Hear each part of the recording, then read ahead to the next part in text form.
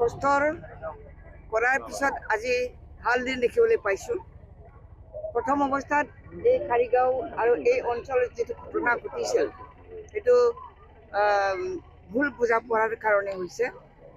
মুঠতে এই অঞ্চলত মানে গৰু চুৰ কৰা মানুহবিলাক বহুত সোমাই থাকে, গাড়ী লৈ লৈ সোমাই। আৰু যিগৰাকী ব্যক্তিয়ে মানে সেই অঞ্চলত মানে গৌৰী নগৰৰ ওচৰতে ঘটনাটো হৈছে, সেইফালেদি গৈ আছিলে, তেওঁলোকে গৰু চুৰ বুলি ভাবি পেলাই মানে ভেটা দিছিলে। ভেটা দিয়াটো দেখি পেলাই মানে গাড়ী চালকজনৰ মানে তেওঁলোকৰ পৰা মুক্তি পাবৰ এৰা খাবৰ কাৰণে তেওঁ গাড়ীটো চলাইছিল। তেওঁ বিপদ হ'ব বুলি ভাবি পেলাই গাড়ীটো চলাইছিল। তেতিয়া এগৰাকী আদিবাসী ল'ৰাৰ ঠেংটো মানে ভাঙি গৈছে। তাৰপিছত গাড়ীটো ৰখাই পেলাই তাৰ মানুহবিলাকে উত্তেজিত হৈ পেলাই সেই ড্ৰাইভাৰজনক পাথৰেৰে মাৰিছে। পাথৰেৰে মাৰাৰ কাৰণে তেওঁ মানে হস্পিটেলাইজ হ'ব লগা হ'ল আৰু সেই ৰাতিতে তেওঁ মৃত্যুবৰণ কৰিব লগাইছে, তেওঁৰ ডেথ হৈছে। ইয়াৰ পিছতে আকৌ পিছদিনাখন মানে কিছুমান আমাৰো উদ্দেশ্য প্ৰণোদিতভাৱে মানে ঘটনাটো ডাঙৰ কৰিবৰ কাৰণে, জুই জ্বলাবৰ কাৰণে চেষ্টা চলাই থাকে। এনেকুৱা মানুহবিলাকে আহি পেলাই কাৰিগাঁও অঞ্চলত কিছুমান আদিবাসীসকলৰ ঘৰটো চলাই দিছিল তেতিয়া। আৰু নিজৰ মাজত অকল গৌৰী নগৰত সেই ঘটনাটো আবদ্ধ হৈ নাথাকিল, অন্যফালেদি সেই কিবাটো অপপ্ৰচাৰটো ওপৰত মানে একশ্যন ৰিয়েকশ্যনটো বেছি বাঢ়ি গ'ল। তো ময়ো ঘটনাটো কিবা কৰিবৰ কাৰণে, ষ্টাডি কৰিবৰ কাৰণে আহিম বুলি ভাবিছিলোঁ, কিন্তু ৰাতিপুৱা ভাগত সেইটো হোৱাৰ কাৰণে মই স্পটত নাহিলোঁ। কিন্তু মই নাহিলোঁ যদিও ইয়াৰে এগৰাকী মহিলাই তেওঁলোকে ইয়াত লুকাই থাকি পেলাই মোক মানে তেওঁ কান্দি কান্দি মাতিলে, ফোনেৰে মোক মাতিলে। তেতিয়া মই মানে চিন্তা কৰিলোঁ যে তেওঁলোকৰ বিপদত মই থাকিবই লাগিব, গতিকে মই গুচি আহিছোঁ। আৰু তেওঁলোকক মানে খুব দুখ লগা অৱস্থাত মই পাইছোঁ। তেওঁলোকেও কান্দিছে, ল'ৰা ছোৱালী লৈ পেলাই মানে মাটিতে এনে বহি আছিলে।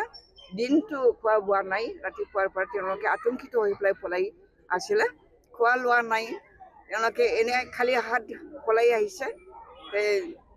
তেওঁলোকেও কান্দিলে, ল'ৰা ছোৱালীবিলাকেও কান্দিলে, ময়ো থাকিব নোৱাৰিলোঁ, আৱেগিক হৈ পেলাই ময়ো কান্দি দিলোঁ। তাৰপিছত মই সিদ্ধান্ত ল'লোঁ যে তেওঁলোকক তাত এই স্কুলৰ পাছফালে তাত তেওঁলোকে লুকাই আছিলে।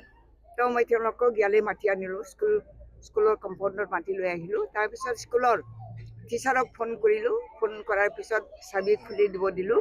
তাৰপিছত মই ইয়াতে ভৰাই থৈ গ'লোঁ। অকল ভৰাই থ'লেতো নহ'ব, তেওঁলোকৰ কাপোৰ কানি নাই, খাবৰ কাৰণে একো বস্তু নাই।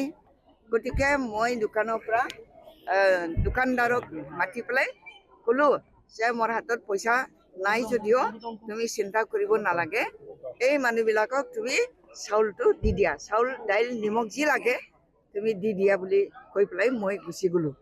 গুচি গৈ পেলাই আৰু বেলেগ ফালেও মানুহবিলাকে মোক মাতিলে, তাতো মই দেখা কৰিলোঁ। এনেকৈ কৰি সিদিনাখন মই দিনটো পাৰ কৰিছোঁ, সন্ধিয়া সময়টো পাৰ কৰিছোঁ। আকৌ পিছদিনাখন মই আহি পেলাই চাইছোঁ, পিছদিনাখন মানুহবিলাকে নিজৰ ঘৰটো বচাবৰ কাৰণে তেওঁলোকে থাকিব, তাৰ পৰা নাহিব, সেইটো জানি পেলাই মই পুলিচসকলক মই অনুৰোধ কৰিলোঁ, ঠিক আছে আপোনালোকে ইয়াতে থাকক আৰু তেওঁলোকক প্ৰটেকশ্যন কৰক বুলি মই কৈ আহিছোঁ। গোটেই ৰাতি মই এনেকৈ ঘূৰি পেলাই মানুহবিলাকৰ অৱস্থাটো বুজ লৈছোঁ। নাই আহিছে, ঠিকে আছে, বুজ লৈছোঁ। আৰু পিছদিনাখনো মই আহি পেলাই তেওঁলোকৰ অৱস্থাটো চাইছোঁ। পিছদিনাখনহে মই কম্বল দোকানৰ পৰা উলিয়াই আনি বাকিত লৈ আনি পেলাই তেওঁলোকৰ প্ৰতিটো কেম্পত মই বিতৰণ কৰি তেওঁলোকে যাতে শুব পাৰে সেই দ্বিতীয় ৰাতিখন, সেইটোৰ কাৰণে মই ব্যৱস্থা কৰিছোঁ। যি নহওক মানুহবিলাকৰ বিপদত আমিতো থিয় দিব লাগিব।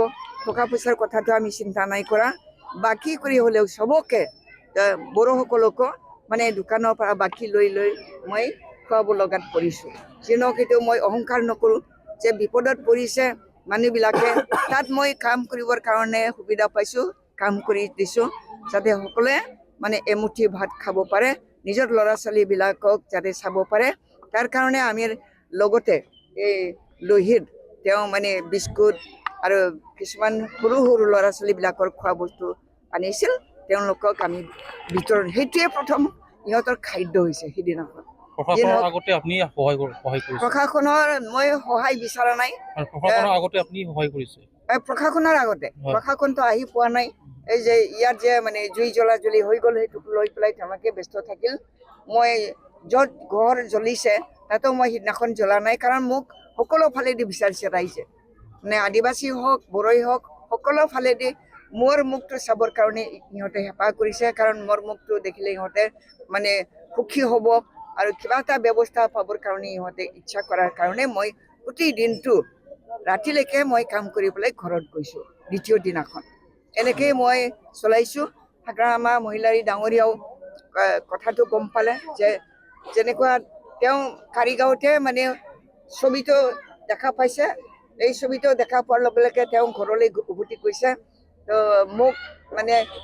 হাগ্ৰামা মহিলাৰীয়ে কৈছিলে যে বাইদেউক তুমি লৈ আহা তাৰমানে ঘটনাটো কাৰিগাঁৱৰ ঘটনাটো দেখি পেলাই তেওঁ মোৰ কাৰণে চিন্তা কৰিছিল মই পাটগাঁৱত আছিলোঁ ইয়াক ক'লে যে তুমি বাইদেউক লৈ আহা সোনকালে লৈ আহা যাতে বিপদত নপৰে এই এনেকেই মানে কৈ পেলাই মোক লৈ আহিছিল কিন্তু আধা ৰাস্তাতে হল্টু গাঁৱত যেতিয়া মই এনেকেই চিমুৰ গাঁও হৈ পেলাই আহিছিলোঁ পাটগাঁৱৰ পৰা তেতিয়া মই ফোনেৰে এগৰাকী মহিলা ভুল হৈছে সেইদিনাখনেই তেওঁলোকক যিহেতু একো কাপোৰ কানি নাই মাটিত বহিছে গতিকে মই কম্বল আনিব যাম বুলি দোকানত যাম বুলি ওলাইছিলোঁ কিন্তু বেলেগ ফালেও আমাৰ বড়োসকলে মানে আতংকিত হৈ পেলাই যে বহি আছে ৰৈ আছে কোনোবা যাব বুলি সেইকাৰণে তেওঁলোকৰ ফালৰ পৰাও খবৰ আহিল যে তেওঁলোকে লুংচুং নামৰ সেই জংঘলৰ মাজমজিয়াত তেওঁলোকে এনেকুৱা ধৰণৰ ৰৈ আছে তো তেওঁলোকক আহিব দিয়া হ'ল বাহিৰলৈ ওলাই আহিব দিয়া হ'ল ওলাই আহিবলৈ দিয়াৰ পিছত ময়ো তালৈকে গ'লোঁ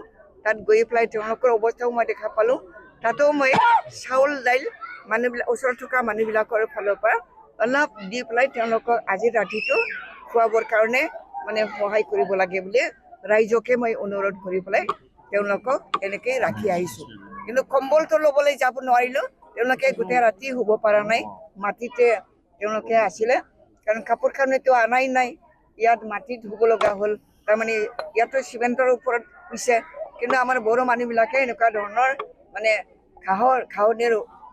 ঘাঁহনিতে শুই থাকিব লগা হ'ল তো পিছদিনাখন আমি আহিলোঁ আকৌ তেওঁলোকৰ খবৰ পাতি ল'লোঁ চাউল দাইলৰ ব্যৱস্থাটো ল'লোঁ কৰিলোঁ তাৰপিছত সিদিনাখনেই সন্ধিয়া মই কম্বল লৈ আনি পেলাই বিতৰণ কৰিলোঁ তেওঁলোকক যাতে তেওঁলোকে দ্বিতীয় দিনাখনৰ ৰাতি যাতে তেওঁলোকে অলপ হ'লেও শুব পাৰে আৰু লংচুঙত গ'লোঁ লংচুঙত পুলিচবিলাকক পালোঁ পুলিচ সেইকাৰণে তেওঁ কান্দি কান্দি মাতাৰ কাৰণে প্ৰথম ষ্টেপটো মই ইয়াতে ল'লোঁ ইয়াতে মানে তেওঁলোকৰ কাৰণে কাম কৰিলোঁ আৰু যি নহওক মই ভাল পাইছোঁ তেওঁলোকৰ বিপদত মই থিয় দিবৰ কাৰণে মানে সক্ষম হৈছোঁ খানাটো যি নহওক মানে যি পাইছোঁ তাকে দি পেলাই তেওঁলোকক খাবৰ কাৰণে সুবিধা কৰি দিব পাৰিছোঁ পিছৰ দিনাখন হাগ্ৰামা মহিলাৰীয়ে মানে সকলোকে আহ্বান জনাইছে যে কি হৈছে ইয়াৰ ওপৰত যাতে বিৰোধিতা কৰি পেলাই কোনেও ষ্টেটমেণ্ট নিদিয়ে শান্তিৰ পৰিৱেশ ঘূৰাই আনিবৰ কাৰণে যাতে আমি সকলোৱে কাম কৰোঁ তাৰ কাৰণে সকলোকে আহ্বান জনাইছে এইটো দেখিও মই বহুত ভাল পাইছোঁ হাগ্ৰামাক মই ধন্যবাদ দিছোঁ আন্তৰিকভাৱে তেওঁক মই মানে পবিত্ৰ অন্তৰেৰে মই তেওঁক গ্ৰহণ কৰিছোঁ যে লিডাৰ হ'লে এনেকুৱা লিডাৰে আমাক লাগে তেওঁ সকলোৰে কাৰণ চিন্তা কৰি পেলাই সেইদিনাখন জয়ন্ত মল্ল আহিছিল সেই সভাতে এই কথাটো কৈছিল তাৰপিছত মই খালি পুলিচৰ প্ৰটেকশ্যনৰ ব্যৱস্থাটো যাতে লয় তাৰ কাৰণে মই আহ্বান জনাইছোঁ পুলিচবিলাকৰ লগে লগে প্ৰতিটো পইণ্টত তেওঁলোকে আহি পেলাই তেওঁলোকক প্ৰটেকশ্যন দিছে সেইকাৰণে পুলিচ প্ৰশাসন আমাৰ চৰকাৰী প্ৰশাসন তেওঁলোককো মই ধন্যবাদ দিছোঁ